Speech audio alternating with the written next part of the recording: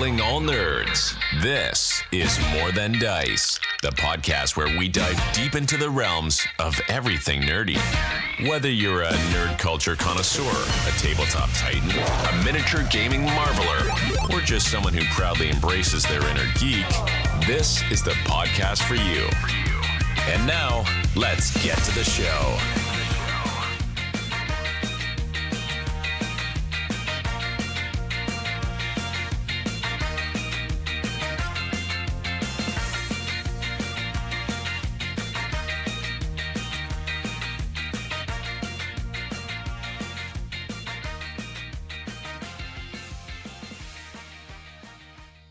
Welcome to episode 339 of More Than Dice. I'm Gonzo. I'm Nessie. And I'm Brian. Brian is here today to talk about Infinity. Mizzy is currently off air while we have Brian on. While Mizzy does have an Infinity army, Nestor is our Infinity expert. So, of course, he is on here. And since I have to run everything from behind the scenes, I have to be here. Because nobody else wants that job. We like you being here. Oh, I'm liked. So You're a fuzzy cuddly presence. I'm a fuzzy calling present. Guys, episode 339, we're going to be talking about Infinity. Not only will we be covering, the state of the game, the changes from N4 to N5, which things are going on, just basic, a lot of information. I think Brian and Nestor are going to spend about 4.5 hours talking about that. So we'll just let them, 6 hours. Do the math right beforehand, dang. Looks like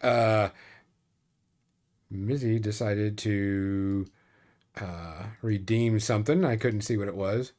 I need to put that at the very top because that actually should have gone through. Redeem a meow? Oh, give me fucking cat ears.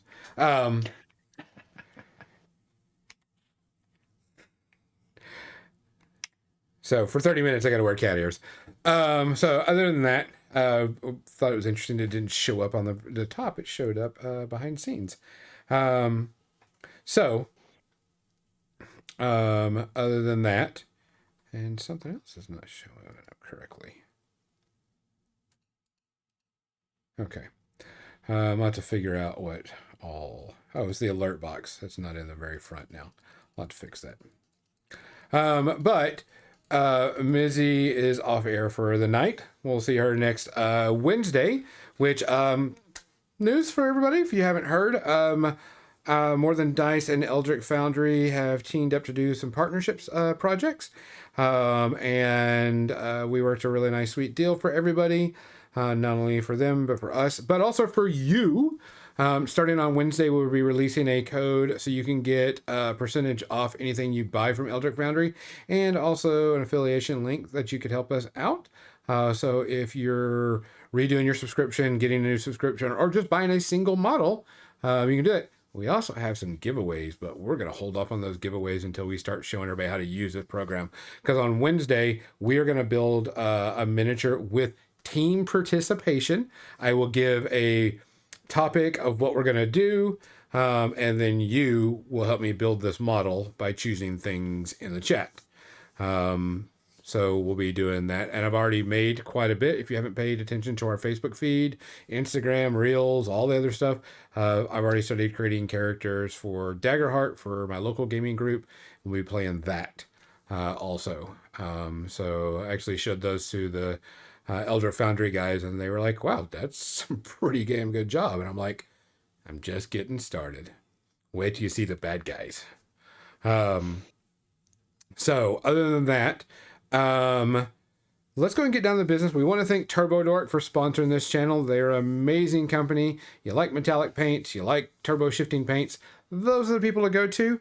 Make sure you pay attention to all their social media feeds. They have some new things coming up that are going to be pretty cool. So make sure you check them out. I don't believe we have any shout outs right now. No.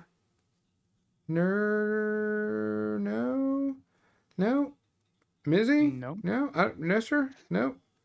No. Yeah. Let's see. I don't think so. I don't think I have any shout outs for this week. Other than that, I think that's it. I don't think so. Brian, do you have anybody you want to shout out before we get to the most important questions of the podcast? Yeah, sure. Actually, I do want to give a shout out to in the pre-show, pre-game. We were talking about James Chavot, Nestor and I, from Indianapolis. He has recently opened an Infinity store. Oh. So he sells all things Corvus Belli, Warcrow, Infinity. It is interstellargames.com. So Interstellar Games with a Z at the end. Real good prices, and it's coming from a real, if you're in the Infinity community, you probably know Chavot Savant. He's a great member of the community, and supporting him is always one of my favorite things to do. So shout out to James and his cool store. I actually have bought product from them because There you Nestor go. told me to. Yeah, Nestor's like, no, hey, choose these people to buy your stuff. And I think I bought quite a bit of my Warcrow from him. I get all my Warcrow from James. Yeah, everything Corvus Belli I get from James anymore because Yeah, I got Support that. I got my Warcrow adventures all from James, and pretty much anything going forward is all James. Thanks, Yeah, Busy. Yeah, I think I bought all my Warcrow from him. Yeah, because I actually emailed him at one point going, hey, where's this last thing? And they were like, Warcrow, Corvus Belli's having a little problem. It's going to be about another month. Sorry. It was very quick to respond because I was like, hey, what happened to this? Where did it go? Oh, yeah. Yep. If y'all remember that there was a time when they were having some issues. So. Other than that, they just shipped out my Sin, those guys, the elves. the Cianon. Yeah, that. Yeah, I should be getting those pretty soon too. Before we get to the most important stuff, Brian, what are you drinking tonight? Well, I mean, who doesn't love to chill with a refreshing shot of Malort? I'm not actually sipping Malort from a bottle. I don't actually have that kind of constitution, but I will do a shot on camera if people want me to. Yes. Bree wants you to. She'll tell you real quickly. She wants you to drink a shot of Malort. Okay, well, once I see it in the chat, I can't do it until then. Yep, that's already there. Okay, look at see, ask. So get All your right, shot ready while we All ask right, what Nestor. Doing this. Nestor, what are you drinking tonight? My quota of Coke Zero for the day and a bottle of water. I'm doing the old traditional water one today too, just because I need to stay hydrated. Yep. So, guys, we appreciate everybody being on the show. We appreciate everybody listening. We see that you're there. We appreciate it more than you know. It's very, very nice to see people in the community, people doing things, people paying attention. We appreciate everything you do. And as always, if you see something, say something. If you hear something, say something. If you can do something, do something. If you can't, find someone else. We've got to take care of each other. Cheers. Cheers. Cheers, everybody. Just depletes the soul every time.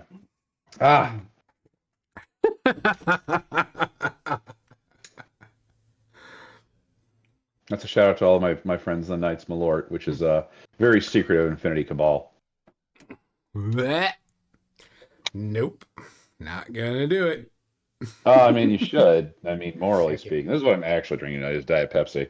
Caffeine-free Diet Pepsi. The choice of a new generation.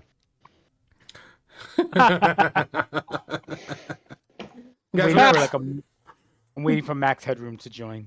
I'm gonna switch over to the paint cam and get everything ready. Brian, who are you? I mean, why did we choose you to come in and talk about Infinity? Because you must be like the top biggest player in all Infinity and probably have tons and tons of money to buy all the miniatures, right? Oh, wow. No, this sucks for you. You're totally wrong about that. No, I am. I mean, I am at best a mid-range Infinity player. I think mostly I'm just loud. Um, I am a longtime player of Infinity. I've been playing for about 10 years. It is by far my favorite miniatures game. I've been playing miniatures games for almost 30 years now because I'm an old man. Um, yeah, I try to be kind of a community volunteer where I can be. I help out, run tournaments. I've run tournaments of my own and Warfare Weekend for Infinity. Nestor and I have a blood feud, apparently. I didn't realize there was blood involved until today, but it's always good to find that out. Mm-hmm. Before we go any Yeah, further, sure. um, when I told Nestor you were going to be on here, he was like, "That motherfucker kicks my ass every single time we play," and it's just not like Yes. a light curb stomping. He No. drills me down, smashes me in the ground, doesn't even hang me up wet. He just leaves me on the ground with bloody teeth, and he said that one day he's going to get you, but until then, he's going to take it like a bitch and just be there for it. Yep. Our first game was kind of close, wasn't it? Yes, that was the Yeah. closest that was the closest game you and I have ever had. Yeah, I mean, it was. Yeah, okay. It's the second time you got Atalanted, and like, I'm sorry, that just happens. But that was also me playing an army I have no reason to be playing. There was no reason to be me playing Bakunin. I've never played nomads, so Well, the that nuns was with guns. the nuns with guns. Um, Cassandra Kusanagi is one of my favorite characters, but she's not as good as she used to be. So I should have gone in and done what I always do, which is bring Hakislam and play the game. I mean, that I would say you were disadvantaged by the particularity of a table layout, and the fact that you didn't like. I got lucky on dice on that one. I had a nice long line of sight with a sniper who was just such a good counter on Bakunin. I mean, I don't know. I don't feel as if you showed yourself badly there. No, the layout throughout the entire game, the entire um narrative, I realized I should not be playing Bakunin in yet. If I'm going to play them, I need to play them very casual, learn to play them properly.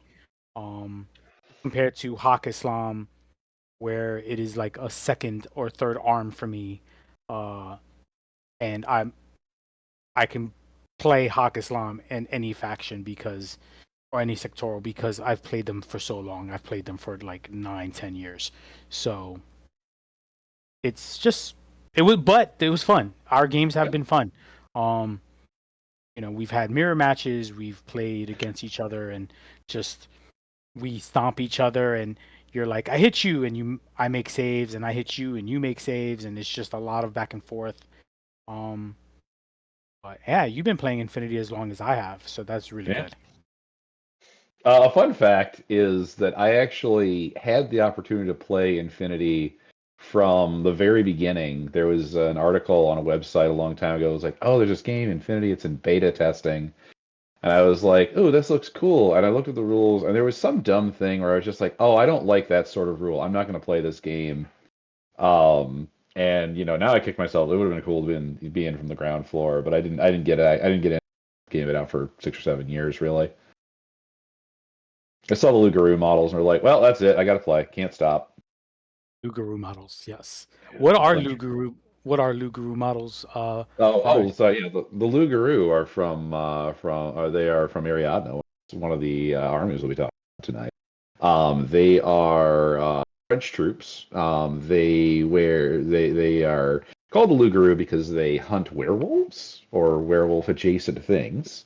And they just have these. I love me a poncho, and they just have these incredibly cool ponchos and like military helms and radical looking shotguns, and mm, those models. They hooked me.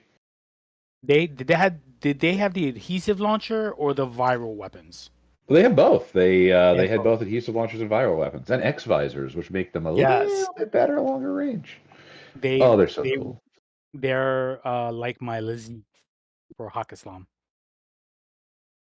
except Lizeeks didn't have adhesive launchers. So Yeah. Yeah. I love me some Lizeeks. Um, Seeks what are cool, man. what is your current favorite faction, or actually, what faction are you playing now, and what is your favorite faction for Infinity, and what is Infinity? To Oh yeah, so Infinity, it's a brand of tires, from Firestone. So they're going for the gamer market. No, so Infinity is a miniatures game from Corvus Belli, a Spanish company. It takes place about 175 years in the future. Humanity has expanded out to a few worlds using travel through wormholes. And kind of the plot of Infinity is kicked off when humanity encounters. Well, they've encountered a few minor species of aliens, but when humanity encounters combined army, a massive combination of alien races that have their own reasons for coming to one of the planets that humanity has settled, called Paradiso. And a war begins between humanity and the combined army. Um, and Fun. I actually really love this. The story has progressed over the last few years, and not to spoil anything for anybody, but it has been around for a minute, so it's been out in books for a minute, but. So eventually, because humanity cannot stand against the combined army for long, even the combined army is so large that even just going like this and humanity is enough to more or less go all the way to humanity's new. There, it's not Earth. It's a different planet. And they humanity has kind of moved off of Earth. Earth is kind of a backwater. Anyway, so they get there, and it comes to pass that the combined army is not real. Like, they don't want to just annihilate humanity. They're like, humanity's fine. We want these weird bugs that are that hold a lot of knowledge that we're looking for, and you have one. And so eventually, humanity and the combined army have an armistice. They are no longer officially at each other's throats in war, and the combined army actually has a seat on the 12, which is the sort of combination of human forces, and they now it's now there's so there's a rough peace between everybody, but they're still fighting each other in secret all the time, knives to throats. But it's an interesting little piece of story. So yeah, there we go.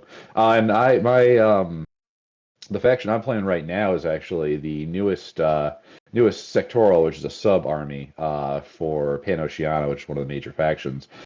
This is called Kestrel, the Kestrel Colonial Force, which is the big new plot of Infinity is that after that armistice, a new habitable planet was discovered, and so all of the human forces and the combined army are going to investigate it, which means they are murdering each other over it. And the Kestrel Colonial Force is Pan-Oceania's force for exploring and settling this new planet. Um, they are really fun. So I'll probably get into that more a little bit later. I don't know if I should probably take a breath and have other people talk, but but that they are a fun little force. Yeah, I really enjoy playing them. They came out with N5 a few months ago. They're in the new Sandstorm box. And yeah, they're I really enjoy playing them. A lot of what the Pan-Oceania faction has done narrows it down, and it's has a few new interesting toys. So yeah, I'm a real big fan of that. Chaos Panda wrote in the chat that its new tagline has been updated. It's now 185 years in the future. I didn't know that. I knew the timeline had advanced. I didn't know that they changed the tagline. But, I didn't actually know that either. Huh? Yeah. Probably in the new book, and we just haven't seen that yet. Yeah. That's pretty cool. I've always said 175 years in the future, humanity is in space, right? Like that's always been the tagline, and it's been well known for the Infinity players and community. I love that's the key. I keep wanting to call them KFC. It's KCF. Yeah. But they seem really cool. I do like them. They were fun to paint, and the JSA models in that box are really a lot of fun too. So Man, you got all these JSA players super mad at you right now. Look at that. Look what you did. yep. Which Confuse them with you. talking about, we're talking about, I'm painting up the pano model that they gave us for going forward, and it's the one with the paint in it. But my paint scheme, because I am playing pano, is actually going to be this. Ooh. I love the classic Orc Trooper from Operation Ice Storm. Oh man, yeah. So this is going to be my basic paint scheme. It'll be black and red with the metallic. It's meatball, I think is what it is. No, red rum from Turbo Dork that I airbrushed on. I airbrushed it on, then no oil washed it, and then dry brushed it up to give it up, and then of course do the details and all the glowy bits on it. But Did you put it on top of a gray primer or black, black? Nice, very nice. straight over. Came black. out very vibrant. Yeah, it came out very vibrant for red rum on a black primer. Yeah. I'm actually really surprised. Like that, yeah, you get that kind of coverage over black undercoat. Wow. Yeah. Spicy meatball is more orange. That's what Mizzy's right. She's right on that one. And Brie, spoiler, spicy meatball is not marinara flavored. In case for anyone who licks their brushes. So, you said earlier in the ramble you went to a tournament for ITS tournament. Did you play in it, or were you running it, or help running it? Oh, this weekend I was playing it. It was so this is I love the Infinity community so much. I will babble on about how much I love all things with Infinity, but the community is my favorite part. So this weekend we held there's the Indianapolis crew. There's a wonderful person we love, Jack, named Jack, who's part of the Indianapolis crew. I'm in St. Louis, but I'm an unofficial. Literally, they gave me a T-shirt member of the Indianapolis community because I drive over there all the dang old time. But so Jack, Chad, who is really kind of one of the main organizers of Infinity, Chad Bissell. You may know the audience. You may know the guy who works all the narrative tournaments, DepthCon and Gen Con. He's very tall and wears a hat. Anyway, so Chad was like, "So Jack, what are you doing for your birthday?" And Jack said, "I want to have a super soft birthday in the vein of Letterkenny." Which, for those of you not familiar with Letterkenny, the Super Soft Birthday is a birthday with cupcakes, tiaras, llamas wearing feather boas, or people wearing feather boas. So we had the Jack Super Soft Birthday ITS tournament this weekend, and I had to go and support Jack's Super Soft Birthday. So we trucked on down there on Friday night. Yesterday we played 3 games. And it was just a really good time. It was kind of standard ITS tournament, but we have some good pictures. I can get those to somebody somewhere at some point in time. But yeah, Jack showed up. Jack looks like Jack looks like a like a fabulous Ventrue vampire from Vampire the Masquerade, dressing up like like long black hair, neon pink blazer, and some incredible sparkly shoes. This was Jack really took the cake for dressing up yesterday for his own super soft birthday party. That's awesome. Yeah. I got my little Indiana sticker. There you go. Yes.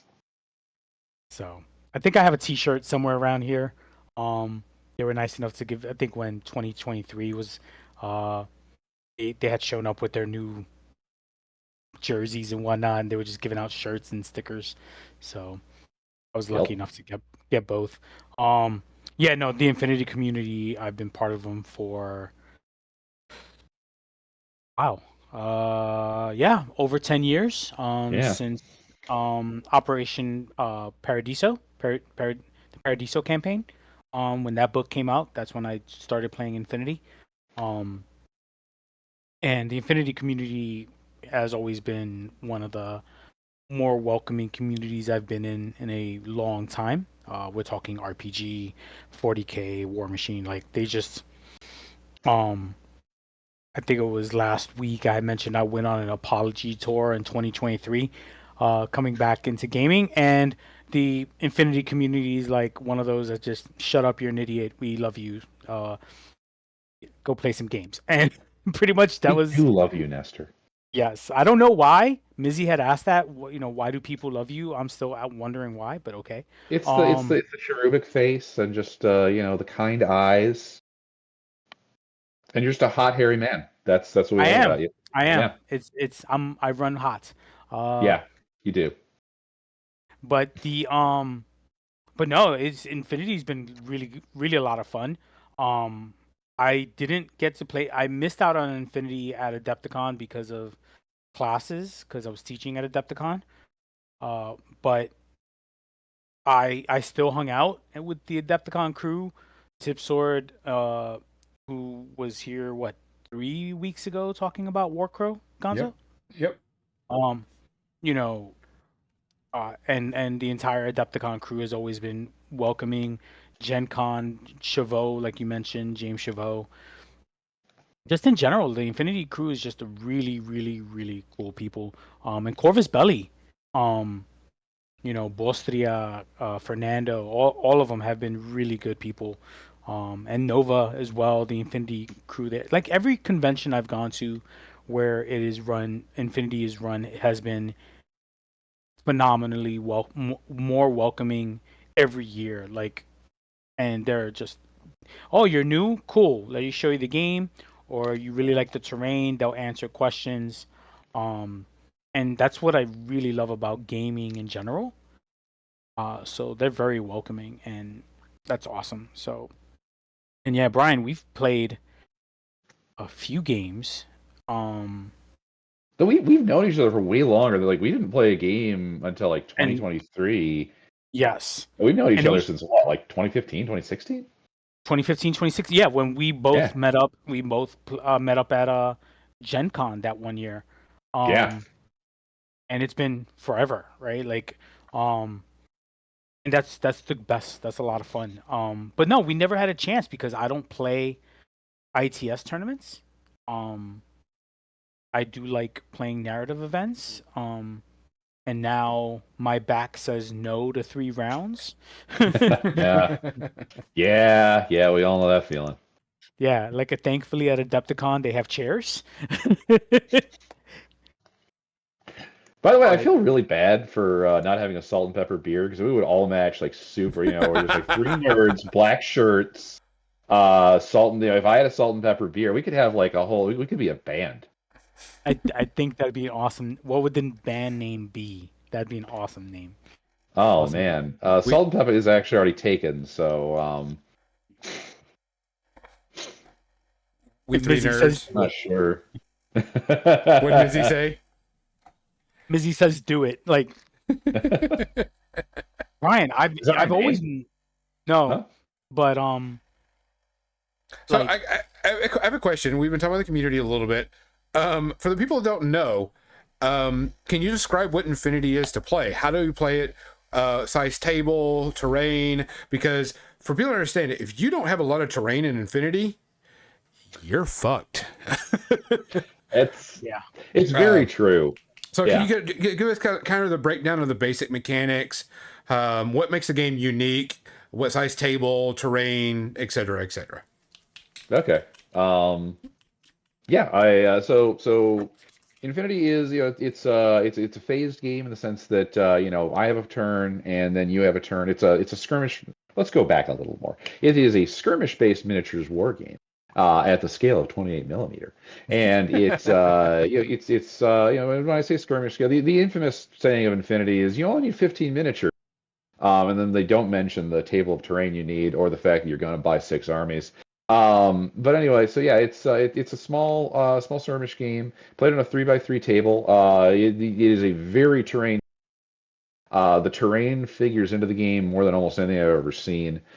His lines of sight are incredibly important because the way the game works, it's a phased game. Like I said, you go, I but what's really important, and you activate miniatures. You have a pool of orders, which is determined by pretty much the number of miniatures you have, and you can spend those orders on almost any miniature when it's your turn to activate and do things. But probably the most unique thing about Infinity as a game is what's called the ARO, the Automated Reaction Order. So, like I said, you have these orders. You spend things. You spend an order when it's your active turn. You move your models around. But as the person whose turn it is not, it is then your reactive turn, and you are not standing by while your opponent moves around the table and does whatever they please. Whenever a model moves into one of your own models, so whenever a model moves into a site, even if it's the active model and the reactive model is seeing them, the person who's the reactive model gets to react to that model, so they can shoot at them. They can dodge the fire that they see coming. When you're using automated reaction order, you're shooting back. You're generally not going to be as dice, but if the game works on d20s, there are modifiers usually in sets of three. And so if you can whittle your opponent's modifiers down and put a bunch of negative modifiers on them, even if you're shooting back with not many shots, you may have a way better chance of hitting them than they have hitting you. One really nice, and then the game works on a what's called a face-to-face roll is the most common mechanic. So say that is happening. I move a model, it gets into your model's line of sight. We shoot at each other. The way you do that is you expend the way the order of that is, as the active player, I expend an order. I do my first of two skills, which is often going to be a movement or some kind. So say I move into your model's line of sight. You, as the reactive player, then says, "Here's the reaction of my model." And then as the active player says, "Okay, and here's the second skill of that model." And say the end result of that is these two models are shooting at each other. You and your opponent roll dice at the same time and compare. So there's a real nice feeling of drama to it. Just like, okay, we're gonna roll and see how it goes. I think it's one of the things that makes Infinity really fun to play is that drama of every roll of everything can be kind of life and death, and it's all there's always a chance. There are generally what you're doing is your model has a skill such as a ballistic skill, and you're looking to try and roll that number or under on a d20.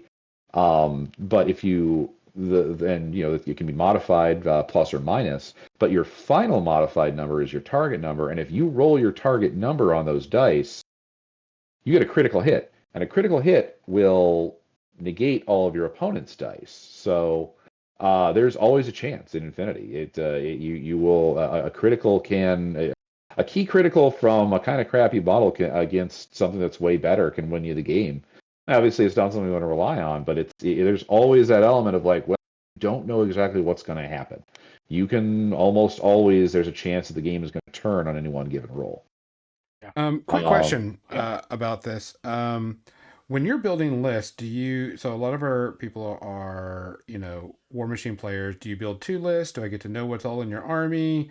When I go to an event, how does that work? Because I know that there's a specific way that this happens in Infinity. There is, and it's kind of an interesting thing. Infinity is a very deep game. If you've probably ever heard about Infinity, it's got the learning curve can be very high, because there's a lot to it. And part of that is that when you build a list, so say you're going to a tournament, you're generally going. This is, I think, generally a lot of games work. I think War Machine works this way. But you build two lists, and generally a tournament's going to be 3 rounds, so you choose on any given round one of those two lists. So building your two lists to play 3 games and try to tailor it so you can cover 3 missions with 2 lists. That's kind of part of the game itself. But what's really fun is there is publicly available information. All the models that you put on the board, those about, and you hand your opponent a courtesy list. Usually, if you print them out, or show them on the Army List Builder. And your opponent knows what is on the table, but there are models you don't know about. There are models that can deploy hidden, so your opponent doesn't know what they are, and they may just know, well, I've deployed something, but you don't know where it is. You don't know what it is or where it is. There are models that can come in they can jump back in from the side of the board. They can or drop onto the middle of the board, and as your opponent, I don't know what's coming. So that it's a very interesting mechanic, and there are also mechanics where models on the table can be tricksy. They can have some sort of a thing where they are pretending to be another kind of model. There's some of that, and that's really a lot of the that's some of the differentiation in Infinity. One of the interesting things is most of the skills and weaponry in Infinity are universal. Most factions have access to them, but how much access you have to any given skill, or if you have it at all, really determines a lot of the differences between the armies. So, do I have access to some kind of hidden deployment? Do I have access to jump troop models that are going to deploy on the middle of the board? Do I have tricksy things like that, or am I more straightforward? I have guns. I'm going to shoot you, army. That could be a big differentiator in the different factions of Infinity. That may or may not have answered your question, but I tried. No, it was good, because that's some of the things that people don't understand is I give you a courtesy list, but not everything on that list is what I'm playing with. Yep. And I've got models in my Pano army that, oh, this model looks like this model, but he's actually this motherfucker is going to come in and stomp your face in.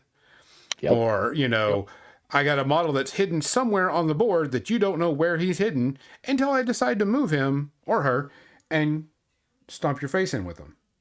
Right. And also there are several models that don't deploy as models. They deploy as a marker of some variety, usually a camouflage marker, which is a marker that's the size of the model and it moves around, but until it does something besides moving, you don't know what it is.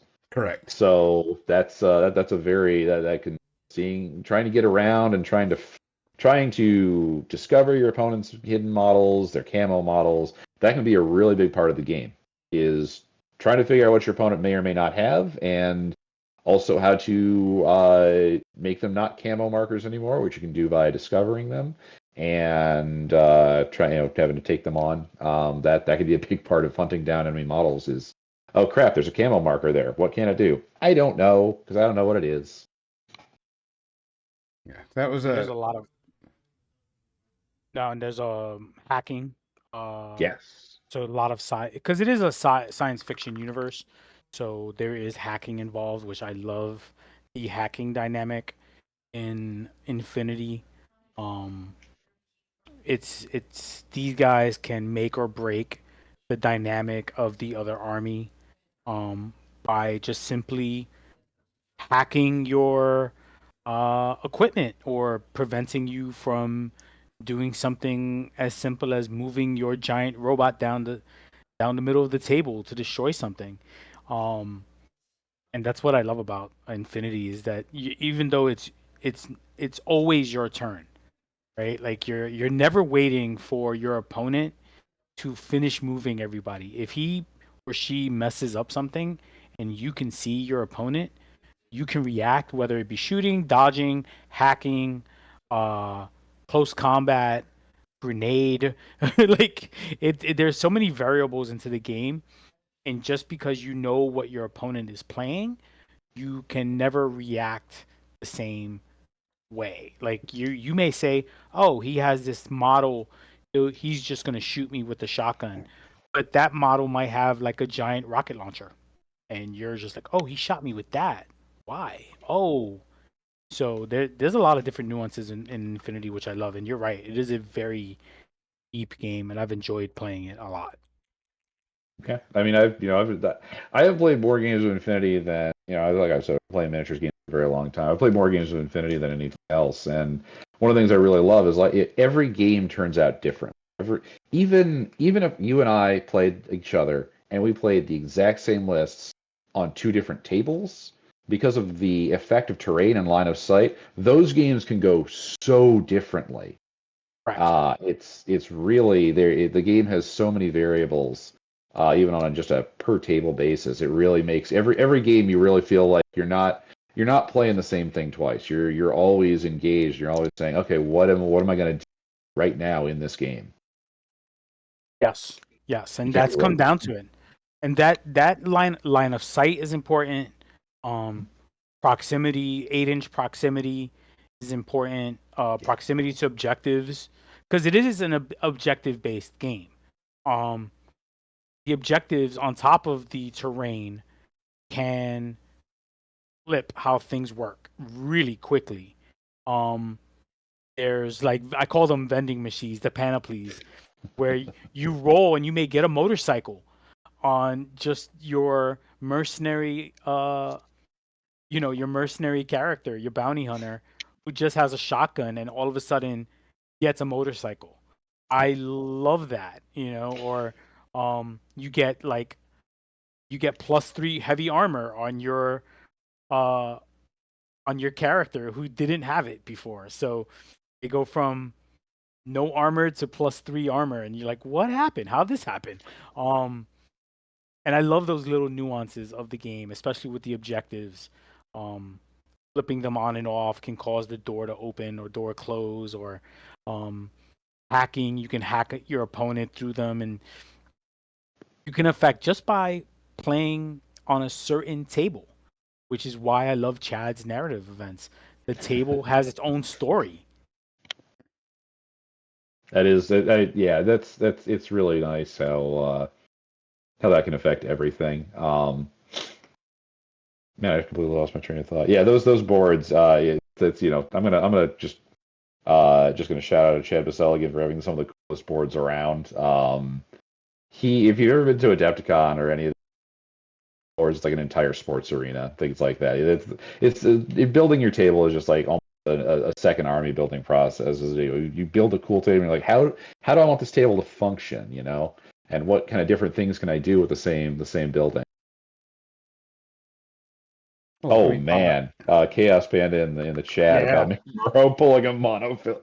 McMurrow, just for all audience's sake, McMurrow. I referenced the werewolf and werewolf adjacent things earlier. McMurrow is one of the most deadly. He's a guy who he nasty werewolf guy. And if you pull a monofilament weapon with him and hit people in close combat, I mean, you got those robots. The robots can go away in one hit. Yes. Almost anything goes away in one hit. Yeah.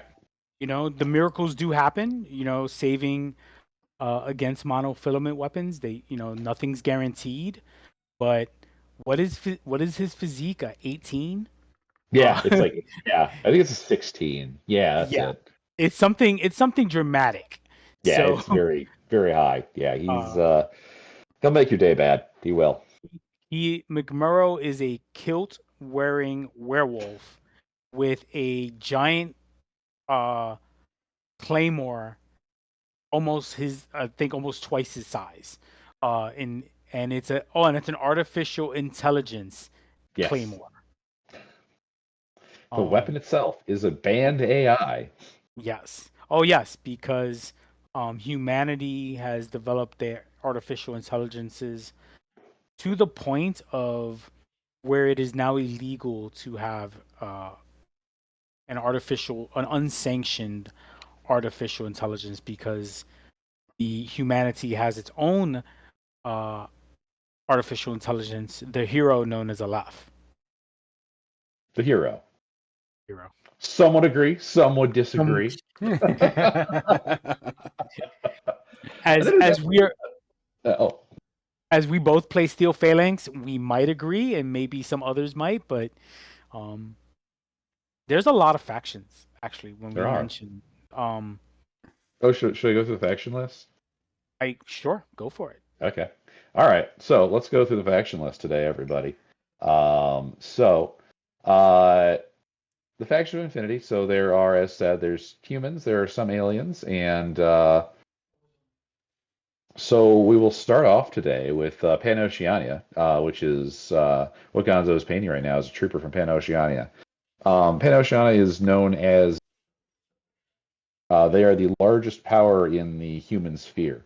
In there are quasi corporate, quasi nation entities that make up the large majority of the human factions, and Pan-Oceania is the largest of them. They are made up of a combination of so a lot of these formed on Earth sometime back in the earlier parts of the background. And they are the powers that eventually went out into the larger galaxy, or well, they are larger everywhere, and they left Earth as kind of a backwater. But Pan-Oceania was originally formed out of India, Australia and several other nations from Earth. And they are mega corporation. They are rich. They are powerful. And everybody's of them. In game, they use technology. They are known as the shooting army. They really are. They have most of their troopers have a comparatively one higher skill than the average troops of other. You're breaking up a little bit, Brian. Oh, sorry. Any better now? Yeah, try to probably get closer to your mic. Oh, okay. My mic is mic. Yeah, okay. Hopefully I'm not getting. We had some storms come through the other day. Hopefully we're not getting more of them. Here, maybe, am I coming through any better now? Yeah. Oh, yeah, good. you're good. Yeah, go for it. Okay. So that's in that is Pan-Oceania. They are, but their downside is in game at least they have lower willpower. Willpower is used for a lot in the game, including things like bringing troops back to life with doctoring, engineering, a lot of specialist things. Pan-Oceania, the that Pan-Oceania doesn't build new things or Pan-Oceania doesn't fix old things. It builds new ones and throws the old ones away. Second on that list is second on the list of factions is Yujing. Yujing is the hyperpower or is the secondary power of the human sphere.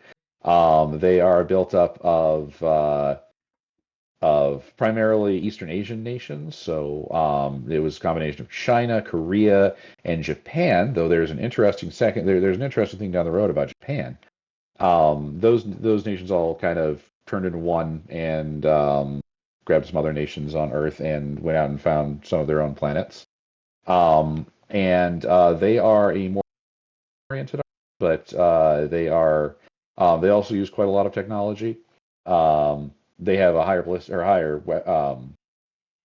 combat than most armies, but they are always trying to knock Pano off in the number one slot. And they are very orange, and they are actually the home of the new Imperial Service sectoral that's come out. So you've seen that running around. That is Yuching. There's Ariadna. So as said earlier, Ariadna as I said earlier, humanity has traveled not through like regular faster than light travel that you hear about in other sci-fi settings, but by going through wormholes. And the first time humanity tried to send some people through a wormhole, it collapsed behind them directly after they went through, and were thought to be lost. Collapsed. Yeah, collapsed. Collapsed. What did I say? No. It was just I make fun of collapsed for reasons. I mean, it wasn't there anymore. No, yeah, you're right. Please go ahead. Yeah, no, you're good. And anyway, so they were considered lost, but as it turns out, they got to the other side of the world and found these settlers found a habitable planet that their ship crashed into. This planet called Dawn. And for 100-ish years, Dawn survived completely isolated from the rest of humanity in the human sphere. Their technology did not advance as rapidly as the rest of everybody. They are the planet. They found themselves on a planet full of wildlife, including the werewolves that we've about. Werewolves have come up a lot today. They are there. The creatures these creatures that can wow, I'm forgetting their name. Nestor, help! Why am I forgetting their name? The antipodes? Yes, the antipodes. Thank you. You're welcome. Weird, strange wolf creatures that operate in three-person packs, and they have the interesting capacity. If they bite another creature that is pregnant, that creature will take on some of the traits of the antipodes. So that is how humanity got werewolves. Anyhow, so for 100 years or so, they survived on their own, and then humanity kind of another wormhole nearby reopened, and humanity reestablished contact with Dawn. Dawn became its own quasi nation, but because the Dawn has a material called Tesium, they became Tesium is the unobtainium of infinity. It is a light, durable material. a neo material that'll create the best armor, weapons, things like that. So the rest of the human sphere decided that they wanted to have. There are a lot of skirmish wars between the rest of the nations and the nations of Dawn, who combined under the name Ariadna. They fighting the other nations for that, but Ariadna also joined O12 and became part of the human sphere, and they do have their own space force, the Cosmoflot, which is one of their sectorals. But their technology, they still technologically to the rest of the human sphere. So, but they are talk about camo markers. Ariadna, they play the camo marker game. They have a lot of stealth. They have a lot of lower technology but higher impact. So the joke is, if you there's Ariadna doesn't have hackers. What Ariadna has is a person with an autocannon. They will hack anything. And polar that is an bears. Ariadna hacker. Yeah, and polar bears, werewolves, all sorts of strange things come out of Ariadna and then come out onto the battlefield. They're very interesting and very popular, of course. And then there's Haq Islam. Haq Islam. So Haq Islam is a sect of Islam that forms in the near future of now, from the perspective of Infinity, that became a power of its own and found a planet called and found a planet called Barak, and Barak and settled it. And Barak, similar to how there is Tesium on Dawn, there is silk on Barak. Silk is a material that allows quasi-immortality. It allows you to create what are called cubes, which most citizens of the human sphere now have. A cube is a little thing that's implanted in your brain that will record your personality and memories. If you die, your cube can be taken out and put in a new body, and you continue. Silk has quite a few other properties and is probably the most valuable thing in the human sphere. So Haq Islam controls the trade and use of silk, so they became a big power in the human sphere from that. They are Haq Islam peace trading faction in Infinity. Nestor and I both play some of Haq Islam, as Nestor was saying. It's sort of a second home for him. Yeah, and Haq Islam, they'll take a small little guy and they will blow up your bigger guy. The small little guy will die and probably will not have the best chance of blowing up your bigger guy. But man, they can hurt you on that. That peace trading game is their deal. They also have a lot of close range assassination thing. They in fact have a smaller army called the Assassins, which I think both Nestor and I play. So they have the Assassins have a troop called the Fidei, which is a very special kind of camo marker, which your opponent can't attack, and also without several discover rolls, and they tend to find themselves deploying within your deployment zone, and it's bad when that happens. The silk must flow. Correct. The Chaos. silk must. They must. Question: There was we went from N4 to N5 recently, Sure. and not too long ago, probably about 5 or so months. What were the biggest changes between N4 and N5? Because I know that motorcycles changed, didn't they? A bit. Motorcycles didn't change a whole lot. Actually, what was added was an entire class of vehicles that have never existed in Infinity before. What were some of the big changes from N4 to N5? Yeah, so N4 to N5, I think really the biggest changes took place in fire teams. So, as Infinity, you play usually every model is its own thing. It does its own thing. There aren't squads. Fire teams are the exception to that. Fire teams are made out of various troops and create a squad that activates together, and they can become very powerful. And so, previously, the size of the fire team was always between 1 and 5. The size of the fire team itself would kind of determine the power of it, because you depending on the size of the fire team, you get various stacking bonuses. In N5, that changed from the pure size of the fire team, do you have 1 to 5 models, to how many models are are the same kind, so the same sort of trooper. So you have a basic trooper called in say Pan-Oceania called a Fusilier. How many Fusiliers are in this fire team? That determines the number of bonuses you get. That's changed up how people play these fire teams. And also it changed up what the bonuses were. So previously, when you had 3 people, your when you activate a fire team, you have like a leader, and they're the ones who will do the shooting or active thing. The leader would get +1 to their burst of their weapon, so 1 extra shot. Now instead of that being a 3-man team, that's if you have a pure the same models 2 in that team. So duo a 2 model team is called a duo. Duos become much more popular now because that is the bonus. That is a bonus you're really for. But instead of where it was previously a full bonus shot, there's a new concept called a special roll, a special die, SD. So what that adds is a special die to your roll, and that means you roll an extra die on your roll and take and then you can take away your worst die of a roll. So it's sort of like advantage in D&D is the common way to explain it. There was also a mechanic called Speedball added, where you can have you can have medikits and other equipment kind of fly down in your first turn, and you can go and pick them up. But I think actually the biggest changes, really, rather than the core rules, there were a lot of little cleanups, a lot of nice little things, stuff that people had asked for, but they were very drilled down. The difference between N4 and N5 as a core rule set aren't huge, because really Infinity was already a really good system. It didn't need a full remake. It's more of a polish. The biggest changes were in the armies themselves.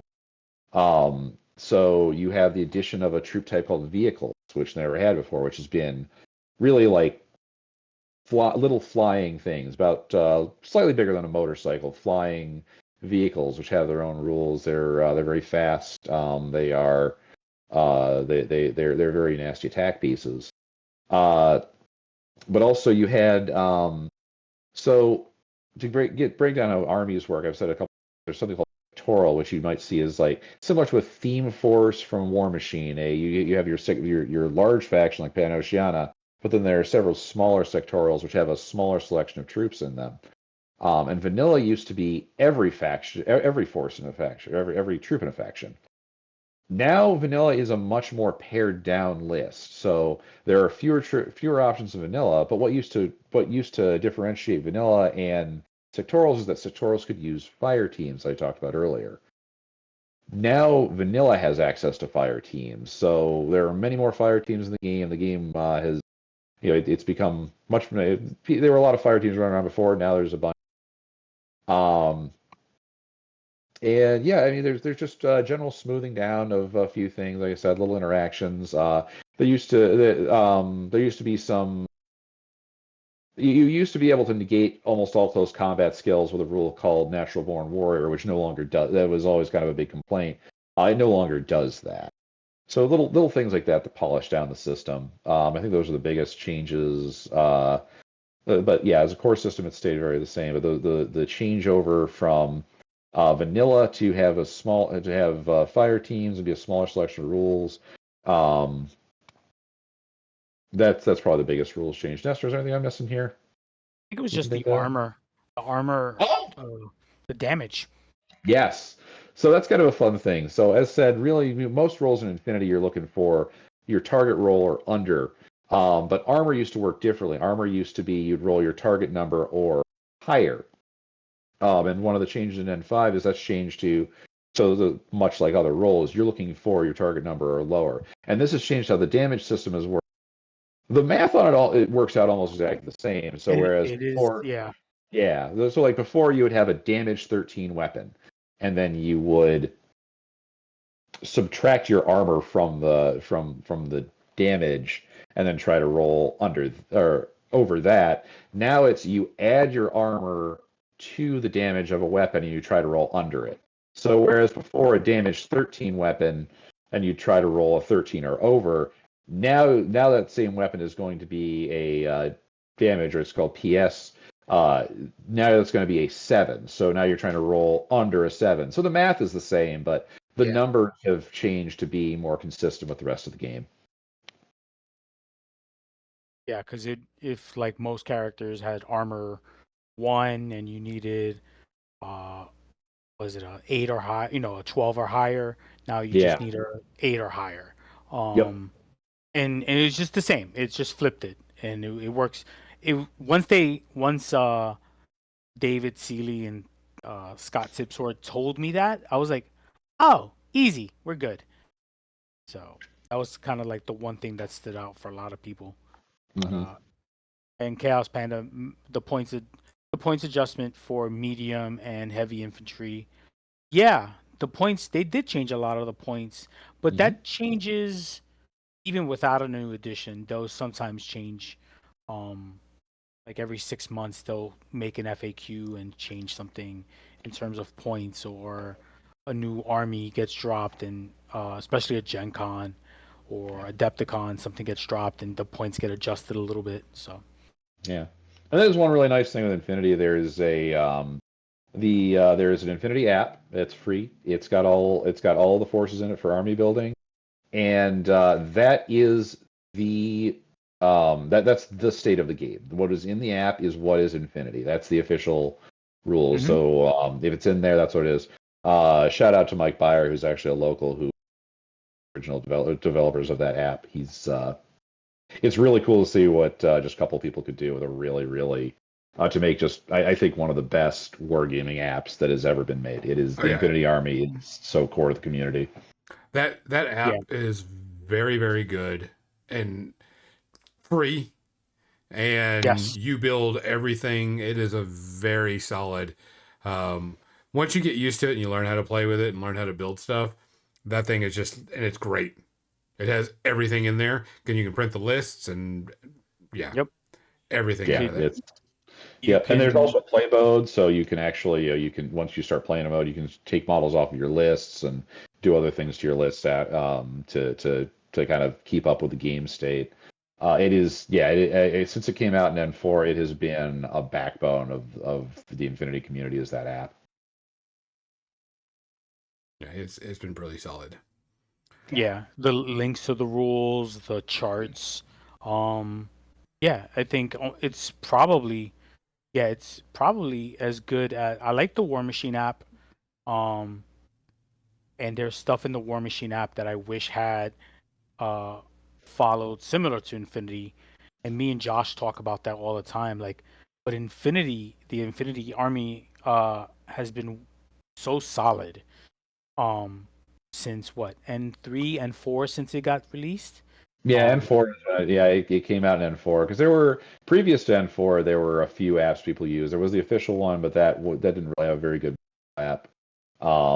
But yeah, so there are no other army building apps anymore. They didn't need to mhm, exist anymore. Everybody No, switched over to the N4 app so quickly. It's really solid. I love yeah. that thing so much.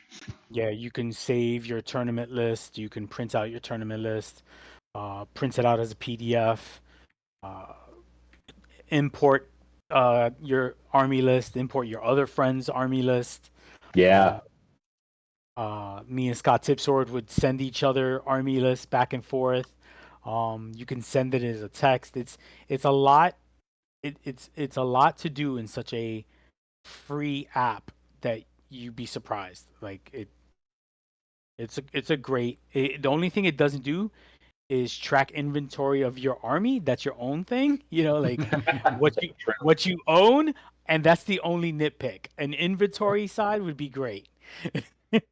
that would be kind of there's cool. a lot of people that Hey, request that and everything. It's like um, printing, or keeping track. I own this model, this model, and this model, and this model. Everybody's been asking that for all type of games out there. Yes. Yes. so The this is actually a cool thing that I like about Infinity that I'm just bringing up because that kind of reminds me is that the official rules as far as proxies, because one of the things is you don't have every weapon choice out there. There's just not be impossible as long as your model is the same. So Infinity, you have the size of the model silhouette value. There are 8 silhouettes. As long as your model is of the same silhouette value as the model it's supposed to be representing, it is a valid proxy in all TS terms. Yeah. yes. Yeah, go into That's, like you're. I when I started looking into an Infinity and stuff, and they're like, yeah, you got to get this guy with this combi shotgun combo, and I'm like, I'm looking online. Where's the combi shotgun? They're like, no such thing, and I'm like, I can't play with this model. Then someone says, no, as long as you have something that represents it, Yeah. it's what I call WYSIWYG light. yeah. Yeah. It's like, does a guy have a gun? Yes. What gun is it? Whatever it says on the sheet. Pretty much what it is. Does he have a sword? Yeah. Yes, he's got a sword. What kind of sword? Doesn't matter. It's a sword. Yep. Yeah. So I used a model or the John Zaban in the first game I came back that I played with Brian, and a John Zaban to act as another character. But the thing is that the model I'm using is not in the army list, so there was no confusion. Like, this model is representing this. This model cannot be in the game in my army list normally.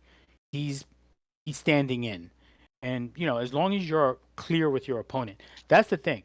The players work in tandem with each other. Yes, you're facing against one another, but it's a very gentle person's game. Like, hey Brian, I'm moving my model here. Do you see him? Yes. Okay. I want him to be in cover. Okay. If you want him to be in cover, move a little bit back, because if not, you're not going to be in cover. Yeah. You know, you want to win, right? But you don't want to cheat your opponent. You want to be you don't want to play the working gotcha with, game. right. No. And that's the thing. We do not do that in Infinity. And there are people who have done that in Infinity in the community, and they've kind of been blackballed or then been pushed out, or people just decide not to play with them. That's I see that a lot. It's called playing with intent. You check with Yeah. the and I like the idea. I call it playing collaboratively, because you really are working with your opponent to say. Otherwise, it could be such a, because you just don't know, because measuring line of sight can be so precise. But that what's nice is that the community really evolved to be that kind of collaborative. And at any tournament, people play with intent. Ask your opponent, okay, can I see that model there if I move to here? And then, you help your opponent out to make sure, like, okay, this is your intent. Here's how you can make that intent happen. You're not playing your opponent's army, but if they say, I would like to do this, tell me what you can see or what this will do. What kind of reactions will this incur if I move them to here? That's playing with intent, and it makes the game very smooth. And I think that also really helps the community, that everybody kind of has to help each other play through a game, because you really are asking your opponent all the time, can you see this? Yeah. What's that going to do? It really it fosters a sense of everybody kind of just playing the game with each other. Yeah. Do games roughly last about 2 hours? Yeah, 2 hours. Yeah, that's a standard. Definitely a standard round is 2 hours. The game is played at points level of 300. Usually, 300 is standard games of Infinity.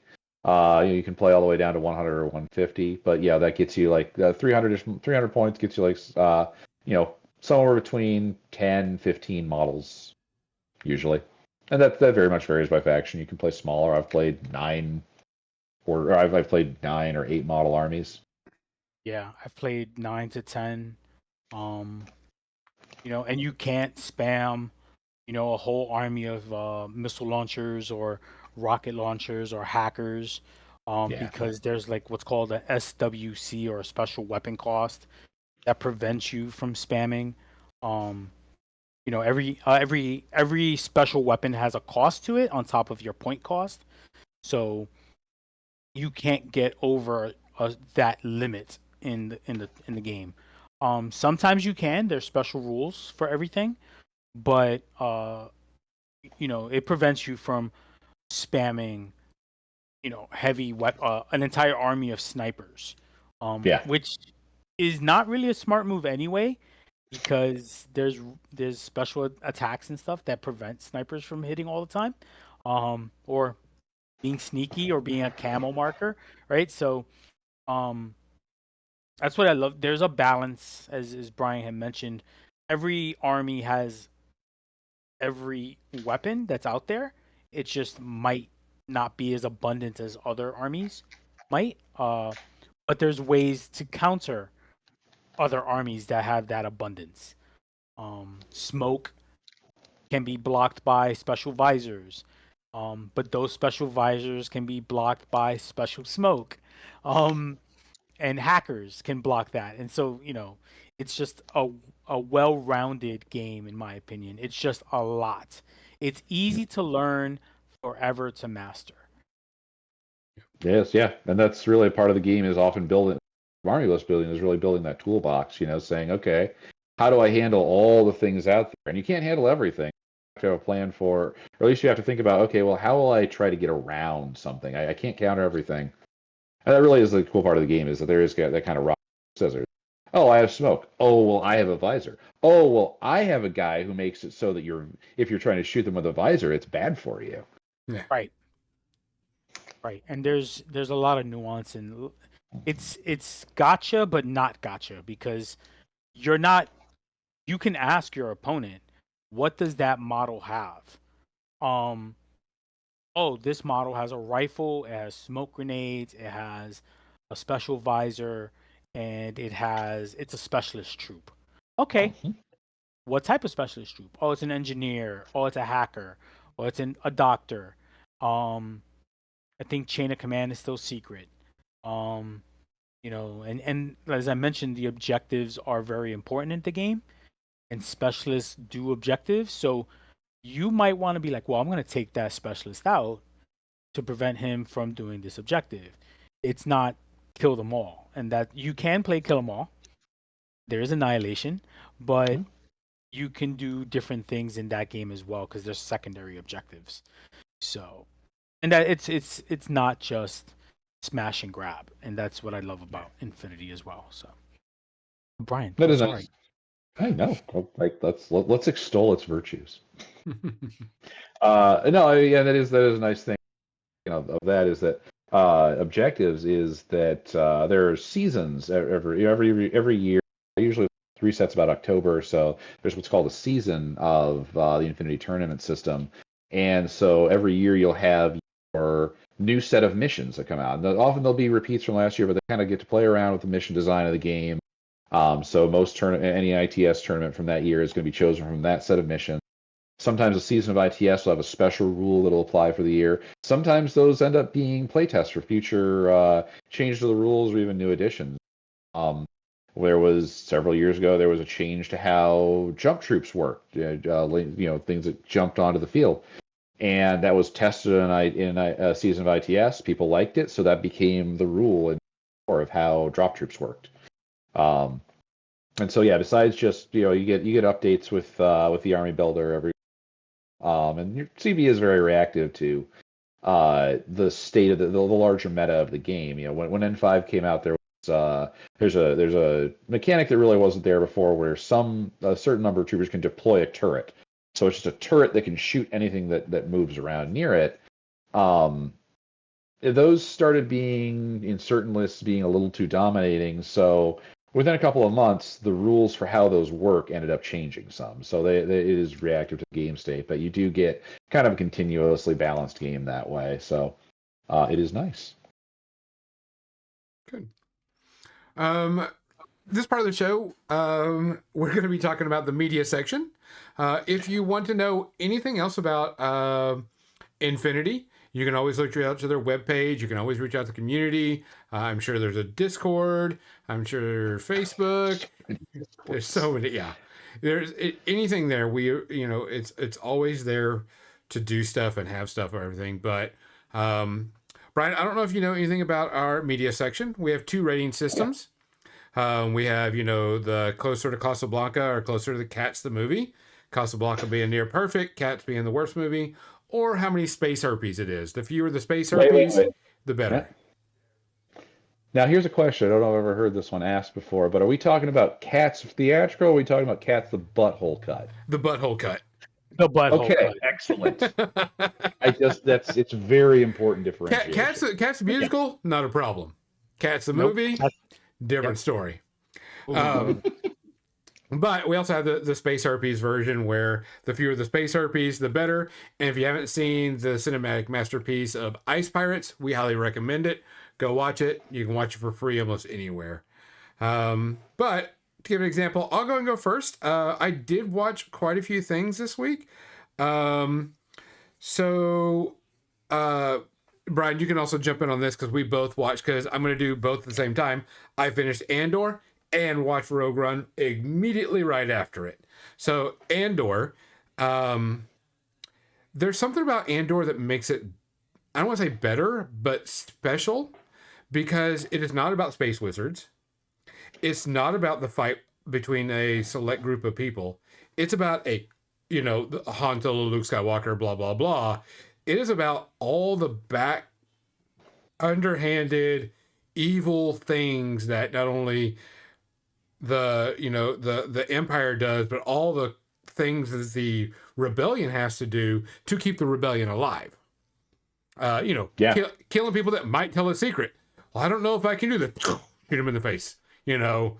I can't run faster than you. Well, you're gonna die because we don't need you telling the secrets of what you know. Type thing.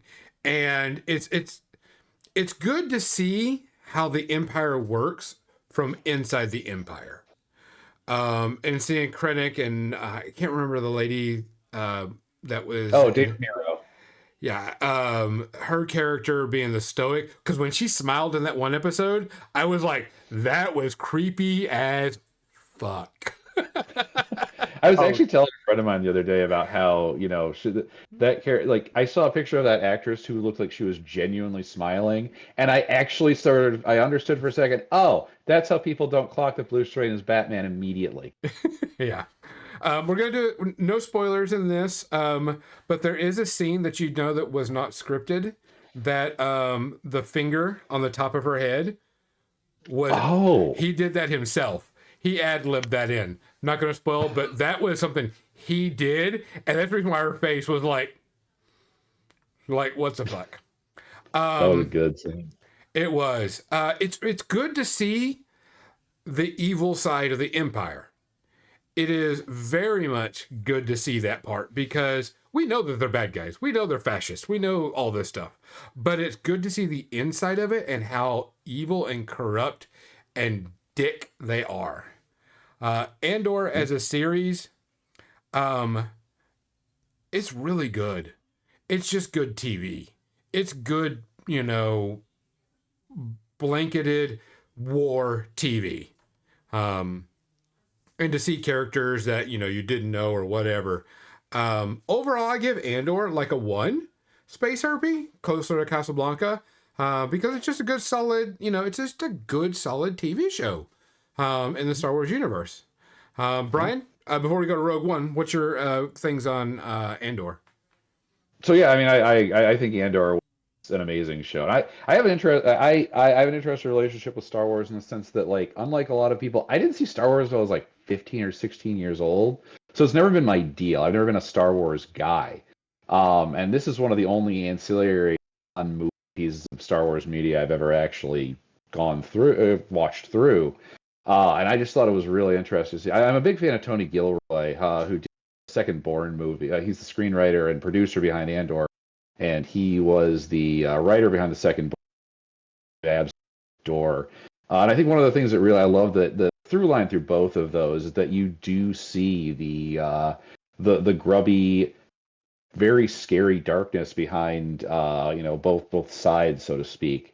But it never loses track of the moral through line of what's going on between them. It never turns into just like, oh well, they're both bad. The Empire is you really you see the sort of anodyne bureaucracy to it, but then also the almost literal knife in the back things that go on there, and just the way they throw away populations. But I mean, the rebellion is also, the rebellion also real. It's like, if you're a person and you need to die so that the rebellion does not get destroyed, you're going to die. Oh yeah. But it never makes an equivalency between those things, but it does really show a realism, which I think is just an incredibly tightrope to walk, and they do it so well. It is really, I've just sat there and been thinking about it, like, just the really good character work on it. I saw somebody who said, and I think this is true, you see the seams a little more in season 2. Like, I mean, literally, you see it counts down.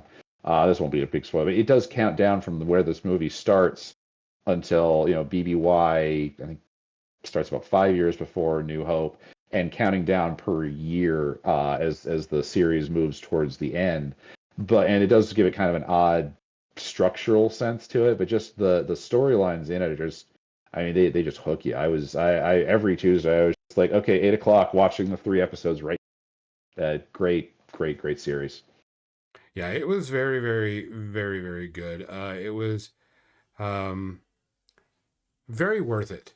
And I'm glad they did it because while I love my Space Wizards, I love, the stuff that we grew up on. It's good to see the weird part and the dirty part of Star Wars. Rogue One, seen it numerous times. Still one of the best Star Wars movies out there. Still really good. Also another dirty, side of Star Wars. I need another TV series to come out between Donnie Yen's character and I can't remember the other actor's character that he's with. I'd love to see like a buddy cop or buddy rogue series with those two doing things within the Star Wars universe because they played off each other really well. We know how their life is going to end. We know what's going to happen, but I would love to see them become friends and doing shenanigans throughout a TV series. We won't get it, but I thought that would be a really cool one to see. Rogue One, Yeah. half space RP 0. It's just beyond belief solid.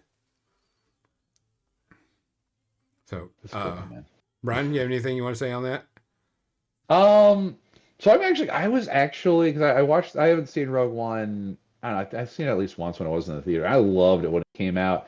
I was a little less thrilled by it this time. I was surprised by it. It famously had a ton of reshoots done to it, kind of last minute. It was taken away from Gareth Edwards, which I'm always sad about. I love Gareth Edwards' work.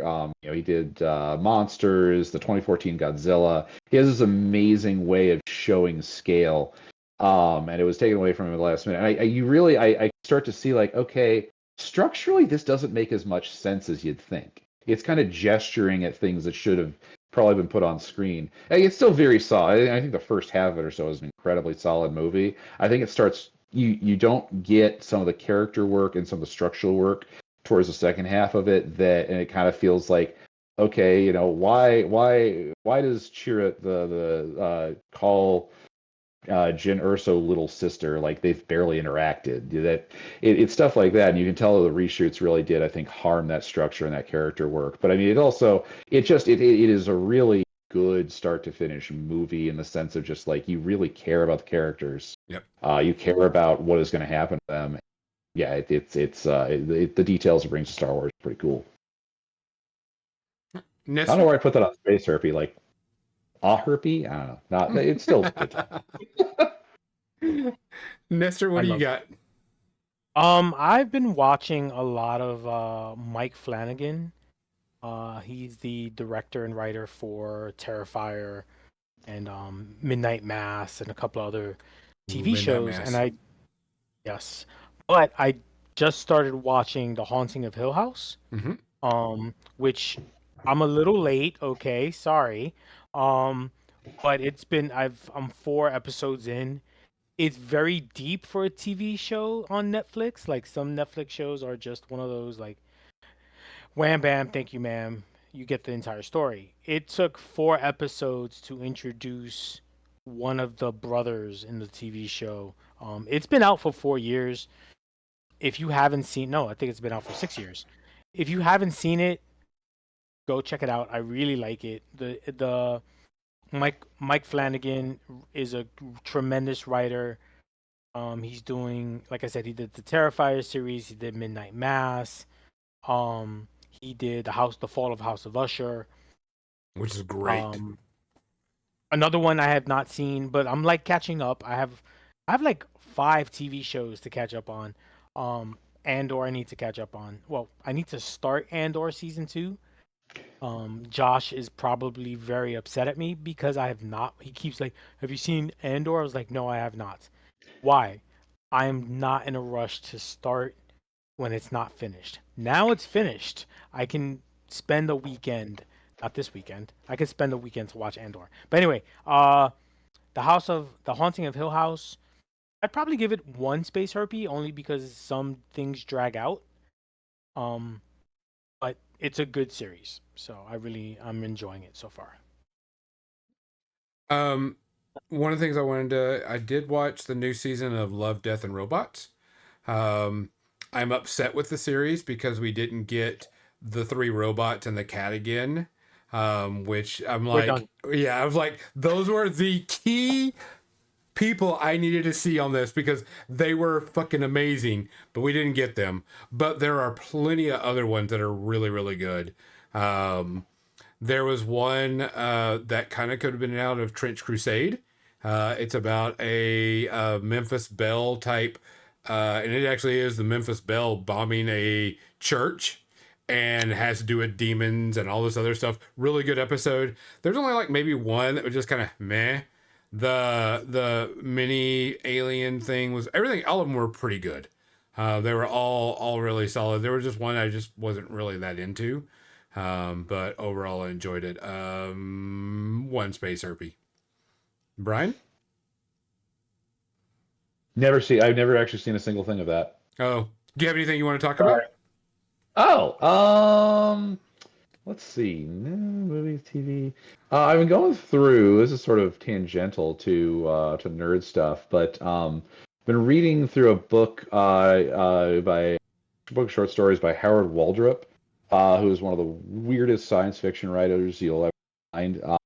Has a voice very much more like a modern kind of um, kind of story you see like in the.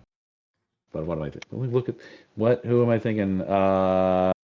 Carson McCullers kind of that style. But Howard Waldrop wrote these amazing little short stories that just are out of nowhere. My favorite is Man Mountain Gentile, which is the best story I swear to you that you'll ever read about psychic sumo wrestlers. Um, he just very Howard Waldrop was most famous for a short story called it's in this collection called The Ugly Chickens, which is about somebody who believes they are on the trail of a surviving dodo. There is one about a man whose brain is transported into a gorilla. There is one about a set of Disney robots that gain sentience on accident and find themselves amongst the tribes of post-apocalyptic Earth. Uh, Very odd little stuff like that. But yeah, Howard who? Like Howard and then HWO question mark. He really good book. He was also somewhat famously had been friends with George R. R. Martin since they were about 5. They were like a Marvel fan letters buddies. He just passed away, I think, last year, and George R. R. Martin spent several years essentially trying to fund him because he would never get paid a lot for his stories. Oh man. Yeah, so I super recommend that. I don't know if that's necessarily right within the wheelhouse of the show, but that's in my brain. Anything we don't Anything care. media. Yeah. All right, there we go. Nestor, you got anything? I finally saw Thunderbolts last night with my still haven't seen daughter. it. That was the only I have been dying to see it since it came out, as well as Sinners, but my daughter was like, "Can you wait?" And I was like, "No," but I waited. Um and then Josh came with us to go see Thunderbolts. He had already seen it. That told me something because he wanted to see it again. And he's the type like me, if it's not good, I'm not going to go see it again. Um and it was great. I had a blast. It was funny. It hit a lot. It hit very good to, um, in my opinion, it targeted um mental illness, but also the irresponsibilities of government in dealing with it. Uh, Spoilers: the government's the bad guy in this. What? Who would have guessed? But Dreyfus, Elaine Dreyfus, or no, Elaine's from Seinfeld. Yeah. Um, Yeah. yeah, but she's great. I love Julie her. Marie Dreyfus. Yes, I love her as a actress, and seeing her in the Marvel Cinematic Universe is awesome. I love seeing her act in this because she is an outright bitch in this movie, and she played it so well.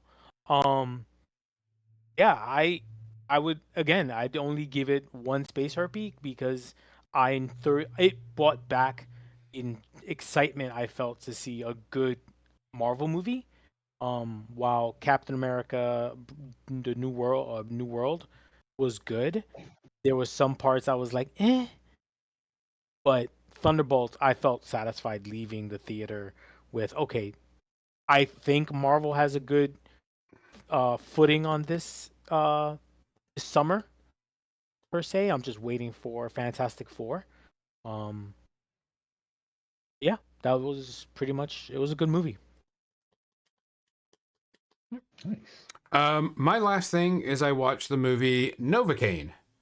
Novocaine is about a guy that can feel no pain, literally none Oh, whatsoever. And he gets involved in a bank robbery and wants to rescue the girl. And it's about him doing this stuff as a guy that feels no pain. And is it a great movie? No. Is it a good movie? Yeah, because it's stupid funny in parts. It's stupid in every possible way. It's just a good, solid movie. Um, you're not going to expect Oscar winning performances, but there's going to be plenty of stupid jokes. You see things that are happening. He gets tortured at one point. This guy's like taking a knife and he's like, "Oh, that hurt. Ow," type thing. And it was just a good, solid movie. It was entertaining. Nothing crazy about it. I highly recommend it. I gave it a 1 because it's just a good, solid, popcorn flick that, I wasn't bored. I wasn't tired. I wasn't, anything. I was just like, all right, this is pretty decent. I can handle this.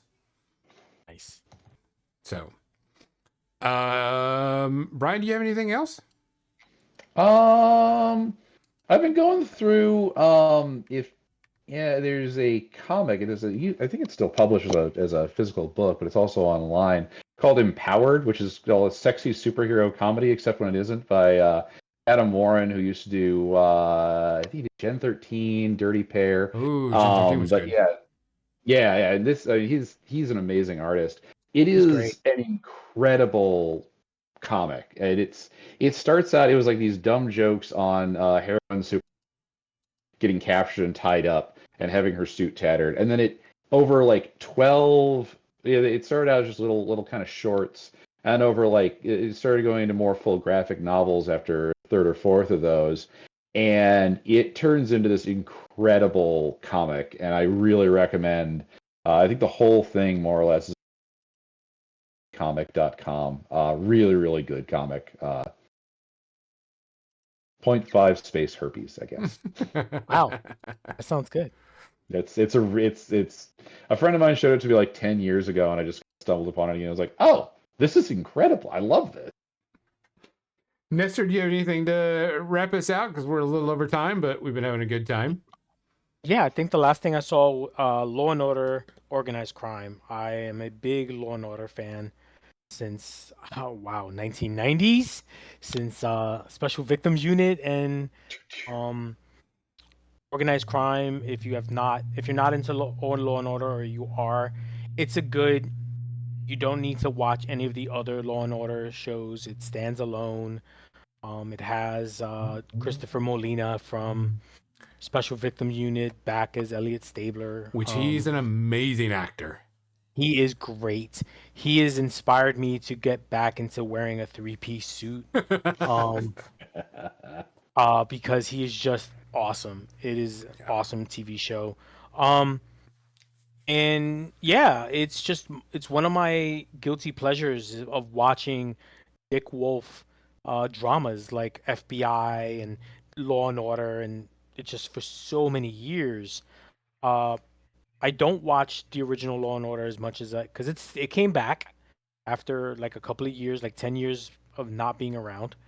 Um, but Organized Crime, because I like Christopher Molina's character, was awesome. So really good. It's a little graphic for people who for a TV show because it's on Peacock now and not NBC.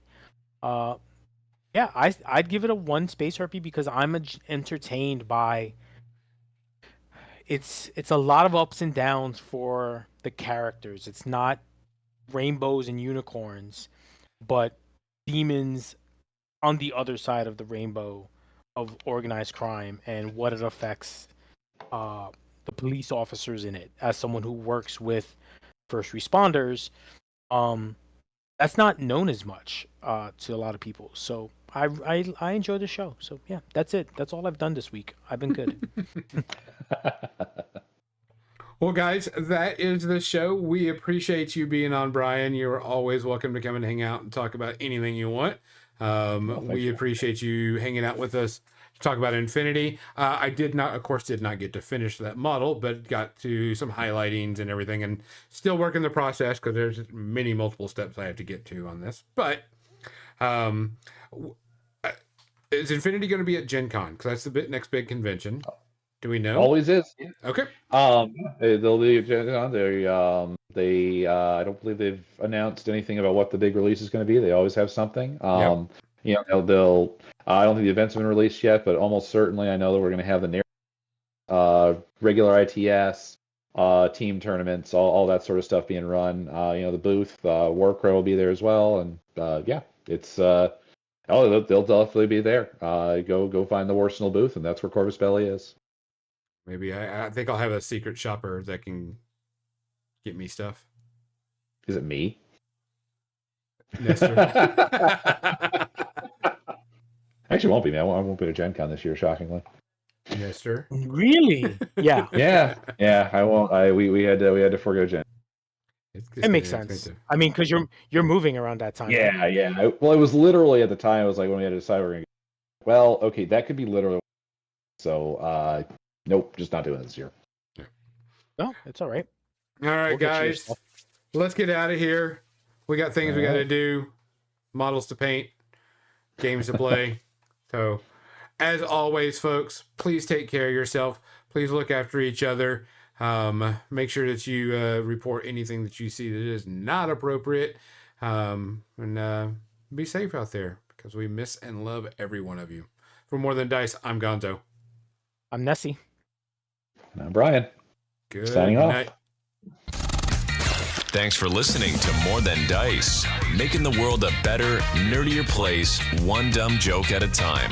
Be sure to subscribe wherever you heard this podcast so you never miss a future episode. For more nerdy action or to connect with your hosts, check them out on Facebook.com/More Than Dice and Twitch.tv/more_than_dice. Until next time, stay nerdy, stay proud, and we'll see you soon on the More Than Dice podcast.